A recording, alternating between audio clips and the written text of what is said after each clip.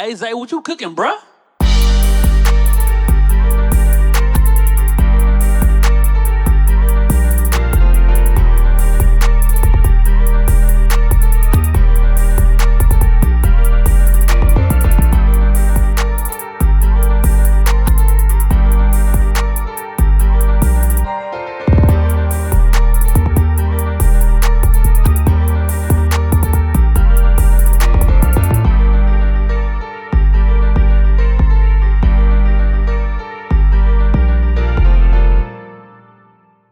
What's up, everybody? Welcome to the Ins and Out D podcast. It is your boy DT Sensei. We are back again with another episode. Yes, we are back again. Podcast season has been booming for a lot of the content creators, and so we are going to go ahead and get started. But we already know, if you watched me last night on Enters the Lab podcast, we had some wild breaking news as Micah Parsons is now in Green Bay. Yes, Dallas Cowboys have traded Micah Parsons to the Green Bay Packers and for 2 first-round picks and Kenny Clark. And also, Micah Parsons gets paid 4 years, $188 million. 136 of that is guaranteed. So Micah Parsons leaves the Dallas Cowboys. Dallas Cowboys get Kenny Clark, 2 first-round picks. That's going to have a lot of ramifications on the NFC East, but we'll probably get that to another episode. But today we are going to be previewing for the Washington Commanders, as Commanders will be getting set and geared up for week 1 of the NFL season as they take on their arch rival and NFC East foe, the New York Giants.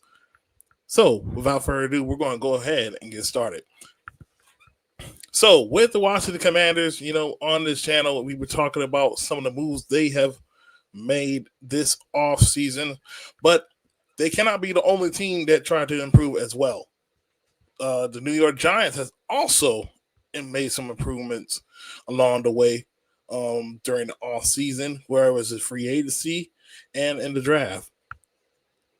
So as we can see right here with the New York Giants, this is their initial 53 roster. This is not their depth chart, as it says up here.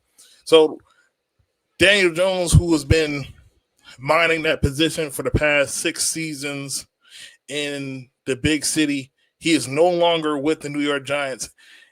You take out a Daniel Jones and you add a combination of Russell Wilson, Jameis Winston, and the 25th overall pick in this year's draft, Jackson Dart, out of Ole Miss. And of course, we start with the quarterback position because that is one of the most dependent positions in all of sports. So the Giants did drastically got better at that position. Now, how people feel about Russell Wilson, wherever he is in his career, like, he is light years better than Daniel Jones. Jameis Winston is better than Daniel Jones. And for what we've seen in Jackson Dart in the limited time in the preseason, he is garnering much attention to the NFL eyes, and he's looking like the guy that they want in the future plans of the New York Giants. But of course, Russell Wilson will be the starting quarterback probably until otherwise. I think obviously we know the plan they have in place for Jackson Dart. They want him to sit and learn not only under Russell Wilson, but under Jameis Winston.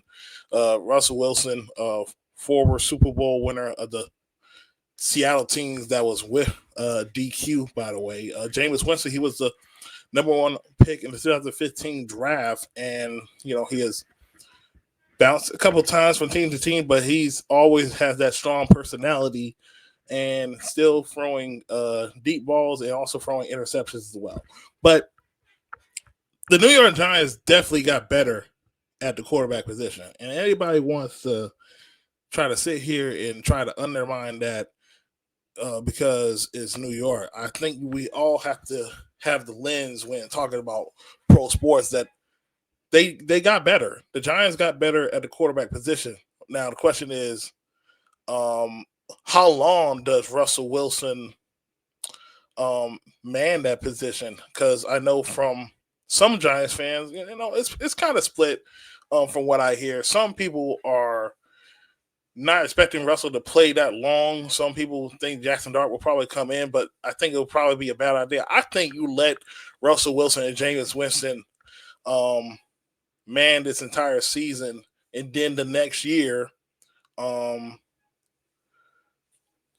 the next year you try to get things set away for Jackson Dart. But we also understand that that front office and Brian Daboll, they're receiving a lot of heat, especially after some of the questionable moves they have made, not paying Saquon Barkley. He goes to Philadelphia and he runs for 2,000 yards and he wins the Super Bowl in Philly.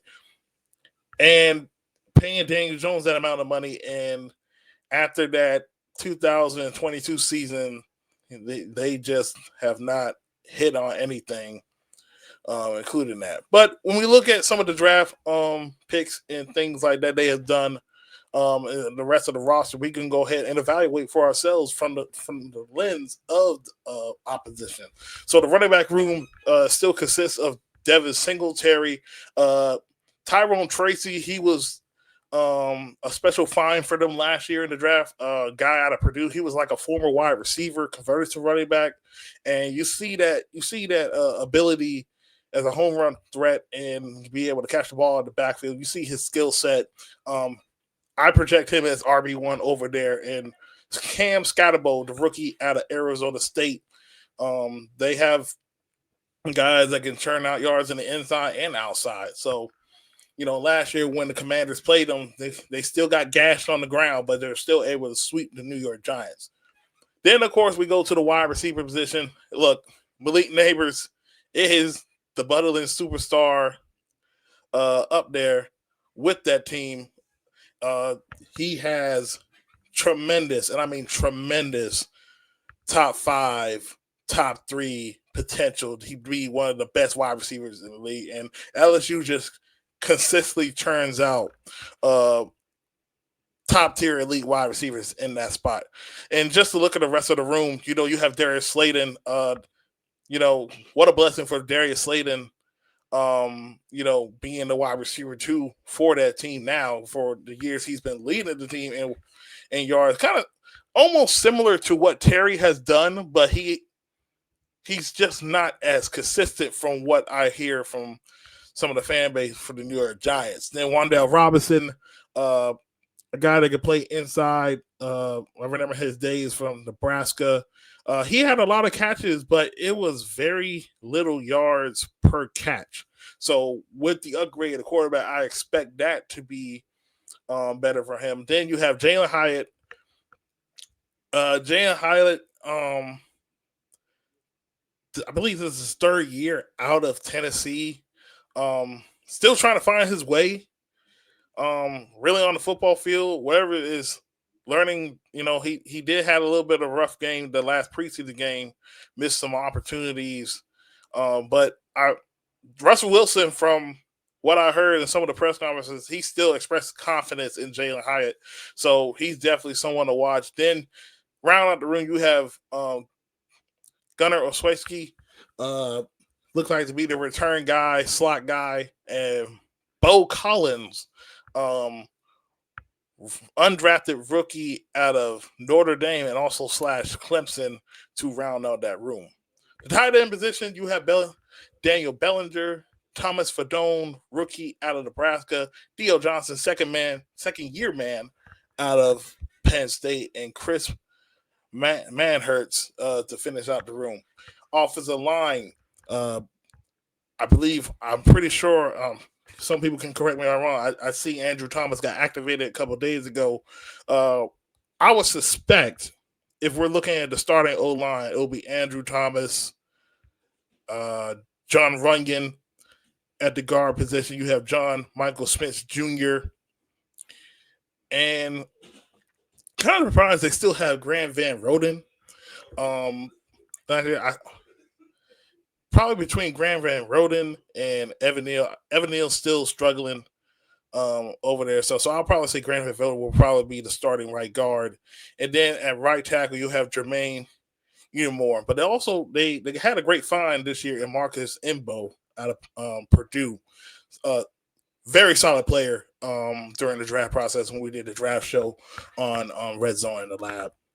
Then let's get to the thing that the Commanders are going to be trying to battle against, and the key matchup will be the Commanders' offense against the New York Giants defense, and specifically that defensive front, which has tremendous, and I mean tremendous amount of talent on that side of the ball. I mean, look, we have to start off with Dexter Lawrence, who recently was just ranked in the top 20 of the top 100 players this season, and he's coming back healthy and man in the middle of that defensive line. Then you have guys like Roy Robertson Harrison, Rakeem Nunez Rocha Sr., Chauncey Golston comes over from the Dallas Cowboys, DJ Davidson, and they drafted Darius Alexander, one of the Senior Bowl stars out of Toledo this past draft class. Then, of course, the linebackers. You have Bobby Okereke, Micah McFadden. Those are the projected starters at that spot. Bobby Okereke, he's definitely one of the best tacklers in the NFL. Micah McFadden, he's a good running mate with Bobby Okereke. But then the other position, the outside linebackers, Brian Burns, Kayvon Thibodeau, and the third overall pick, Abdul Carter. A tremendous pass rush that the Commanders will be going up against with the new improved O-line. And the good blessing about this is, the only person for the Commanders that won't be playing on that O-line as of right now will be Sam Cosby, as he is still recovering from the ACL surgery.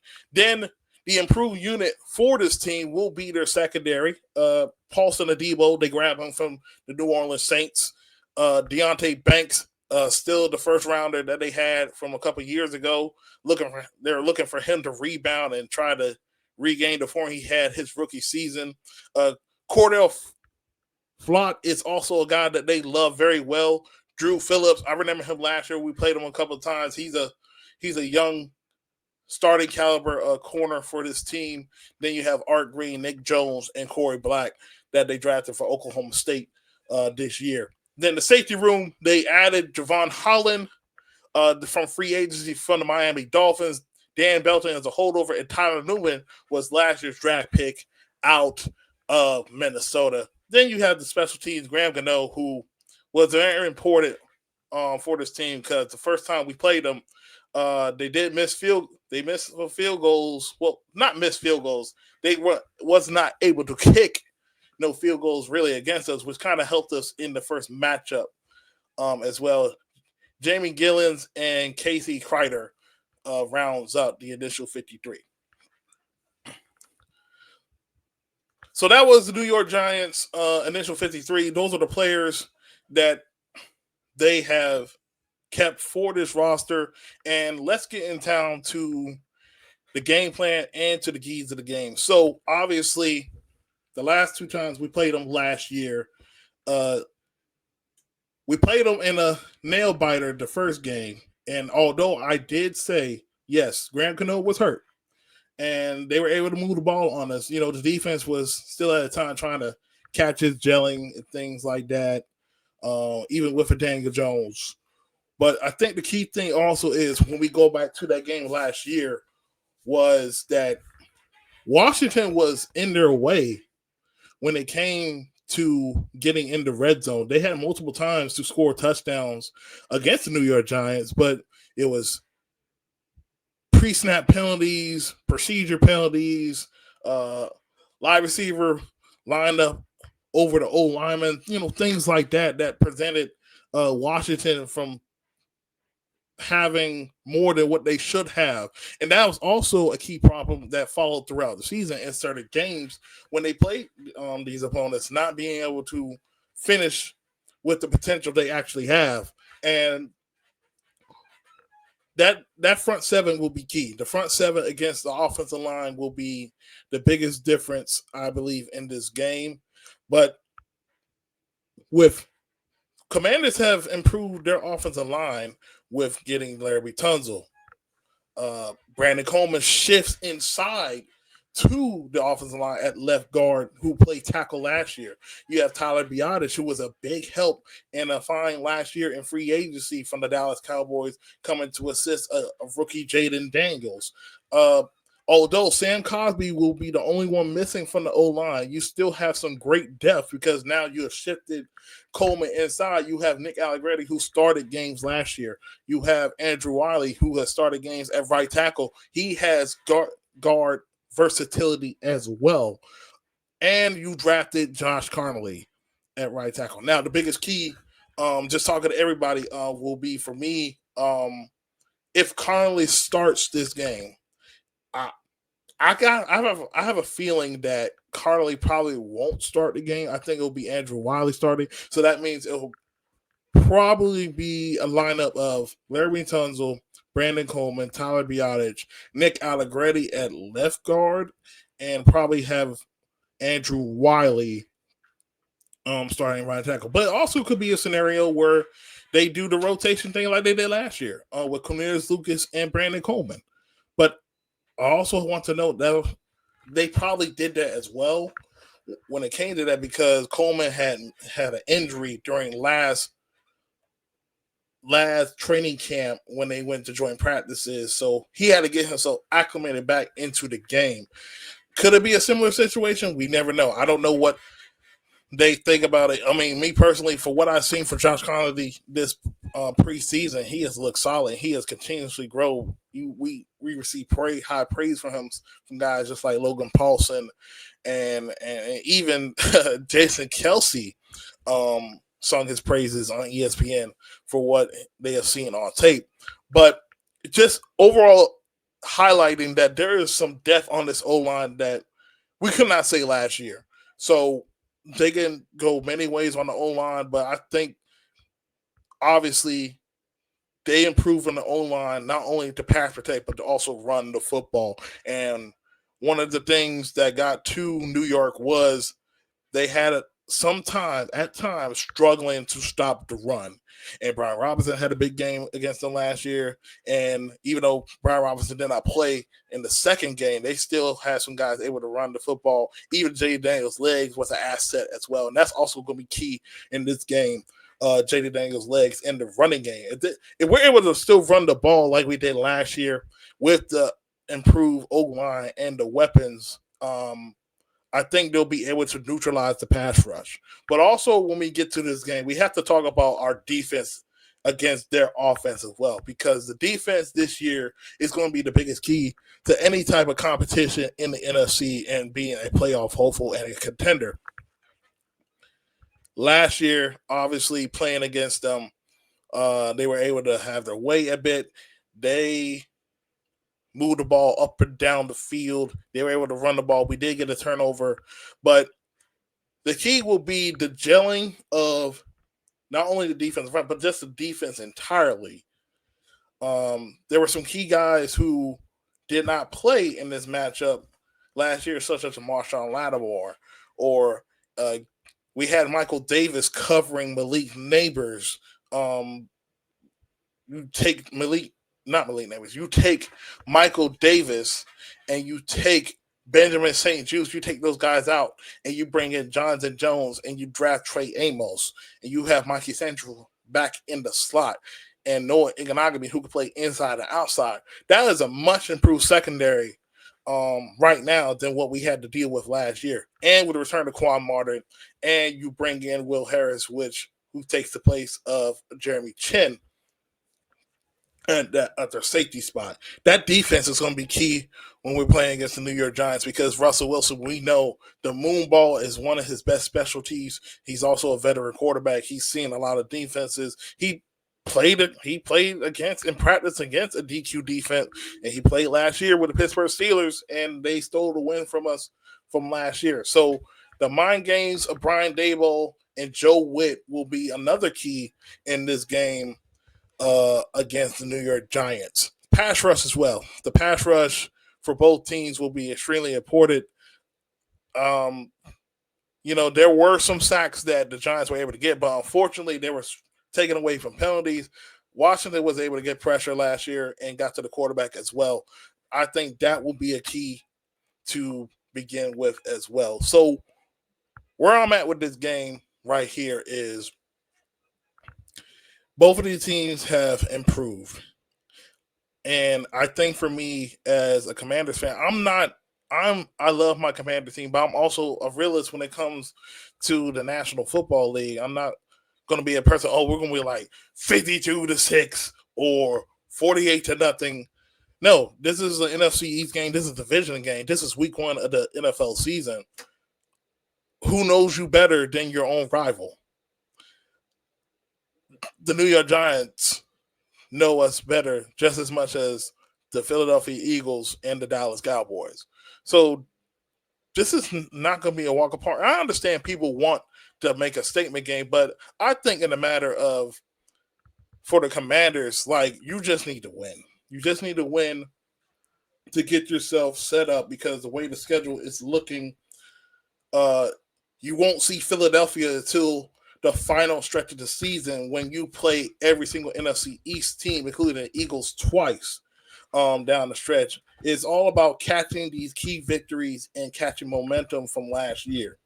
And you start off playing the New York Giants. We already talked about early in the show with the Dallas Cowboys trading Micah Parsons. They play Philadelphia.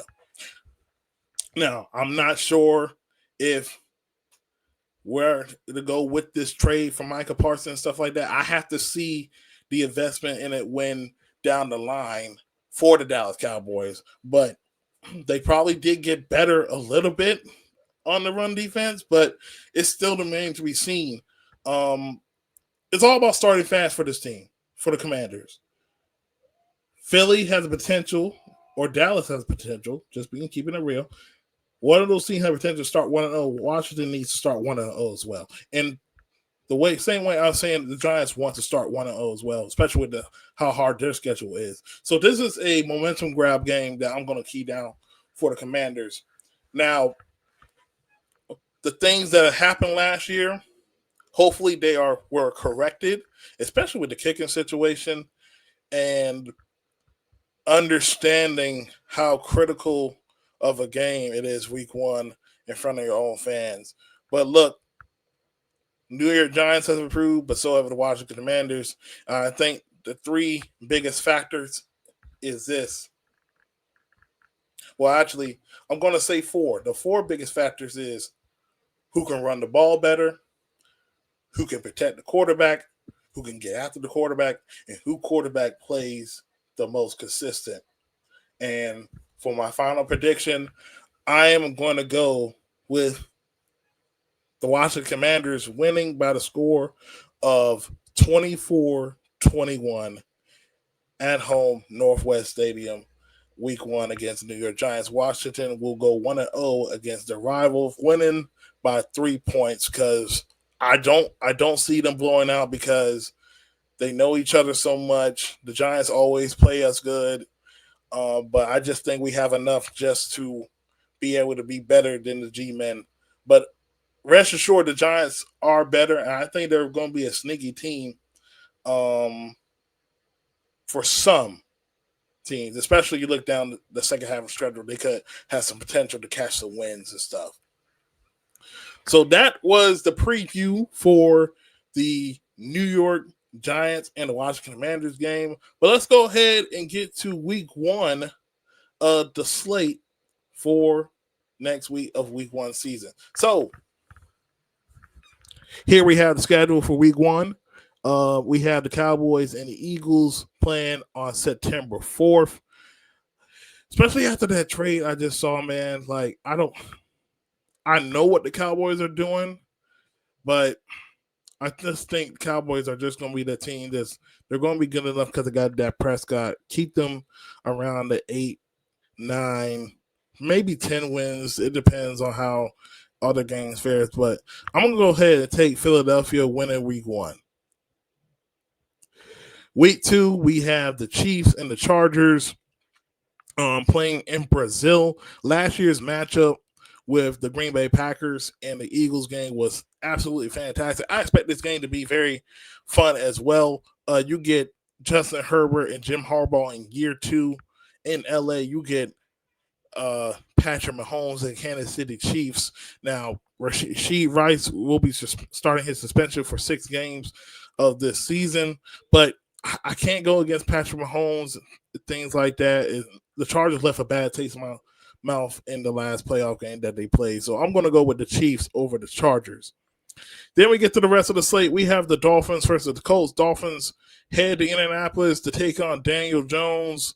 Dolphins have a lot of question marks, and quite frankly, the Colts have a lot of question marks.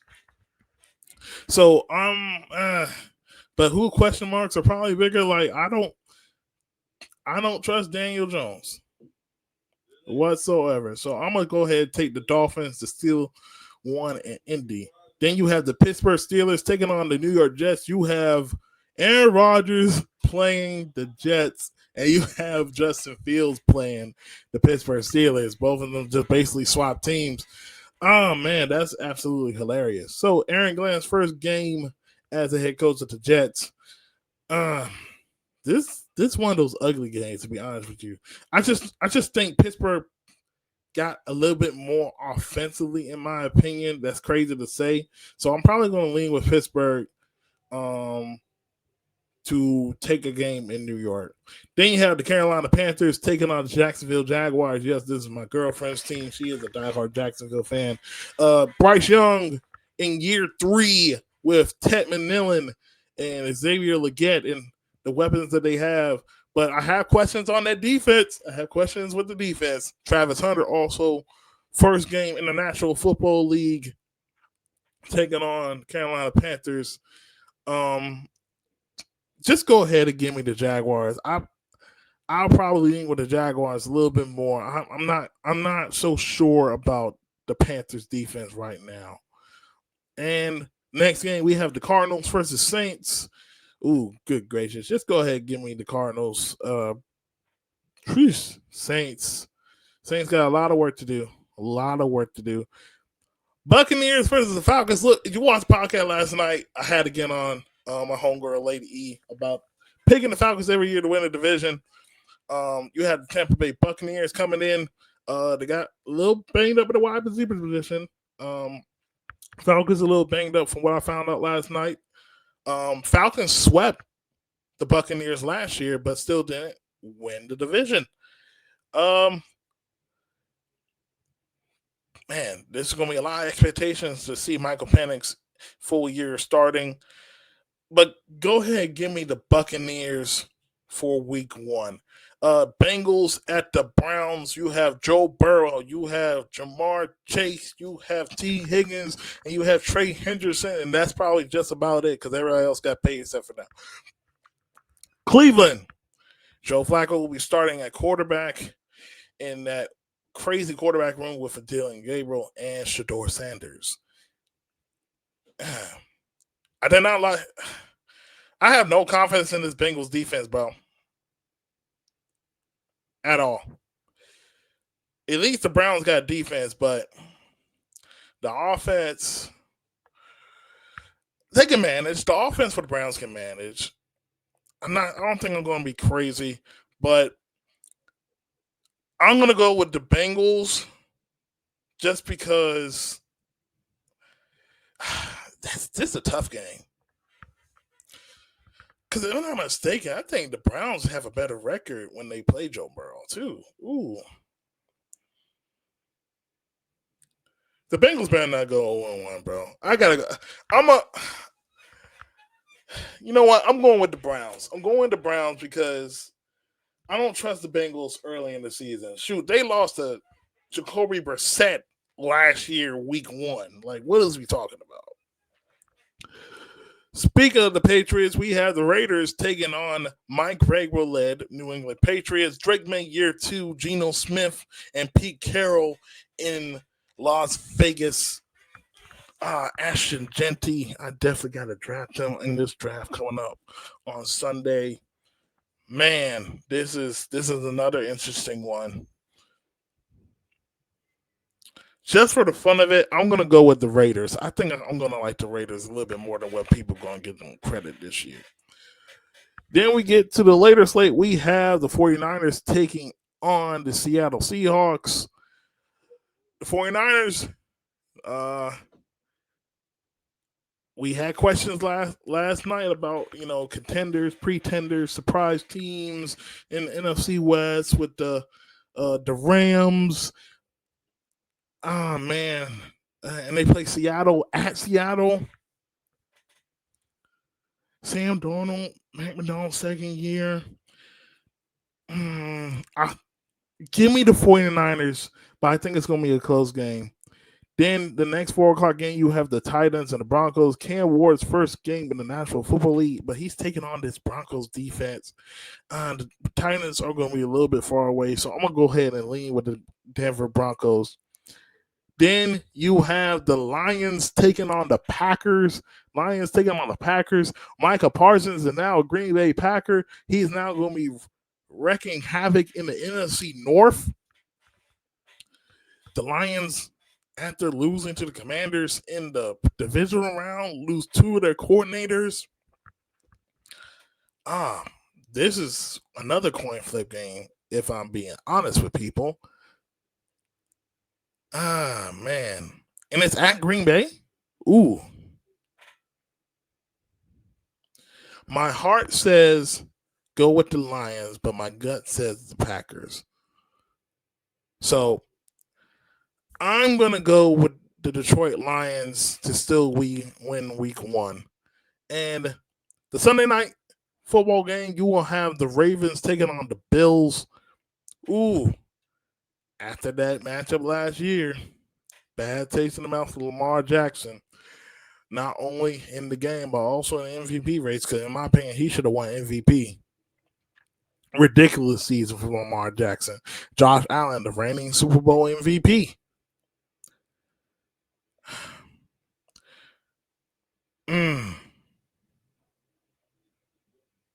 I think the only time that Lamar and them lost week 1 was against Kansas City.